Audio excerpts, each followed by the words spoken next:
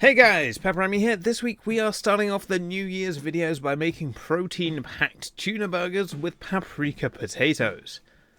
Now, as the potatoes are going to take the longest to cook, we will start with them. Now, I'm using a bag of new potatoes, but you can just dice some whole potatoes if you prefer. Now, you want to start by preheating your oven to 180 degrees Celsius or 360 Fahrenheit. And then you want to start with the coating by combining 2 tablespoons of oil, 3 tablespoons of tomato puree, a teaspoon of smoked paprika. You could optionally use hot paprika if you want to add a little bit of an extra bite to the potatoes.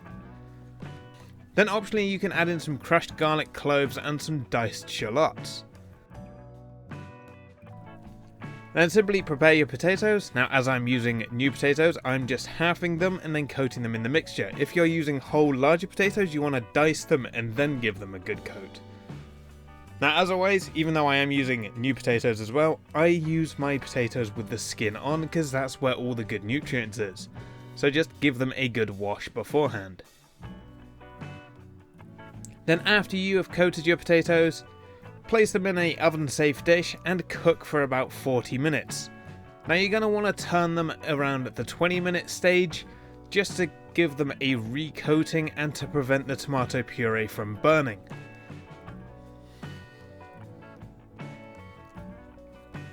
Now with the sides done, it's time for the main dish. That is the tuna burgers. You want to start by blending about 85 grams of bread. For me, this worked out at 2 slices. Then you want to blend this in your food processor. Now you can use brown or white bread, that is completely up to you. And even optionally you could use some breadcrumbs instead. Then remove your blitzed bread from the food processor and place it in a large bowl.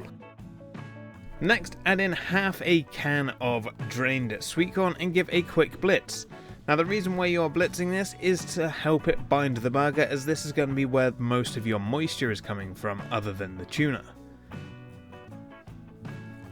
Then once blitzed, you don't have to get this completely smooth, you want it kind of chunky. And then transfer that to the bowl with the breadcrumbs. Then add in the remaining whole sweet corn from the can. Next, add in 2 drained cans of tuna. You can use oil or salt water if you prefer. I used the brine tuna, just drained it off and then added it in.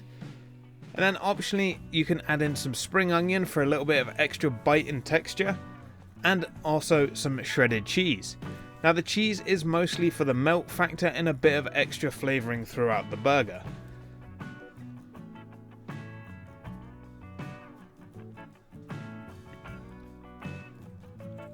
Then you want to just give it a good mix. Now if your mixture is wet enough to hold its shape, you can leave it there.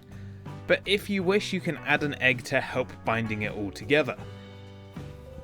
And finally, shape your burgers. Now mine worked out about 90 grams each. I made 8 burgers in total. That's because I'm using brown rolls rather than burger buns. But you can make them to any size you want, even any shape if you really do fancy. And then if you do have a spare round cookie cutter, they are a great way to shape and portion each burger to get them all roughly the same size and roughly the same weight without having to weigh every time. Then when you're ready to cook, just heat some oil in a pan and place your burgers in the pan and cook for 3 to 5 minutes on each side depending on the thickness. Now the only raw thing you really have to worry about in these burgers is the egg. So you just want to cook it through until the egg is cooked.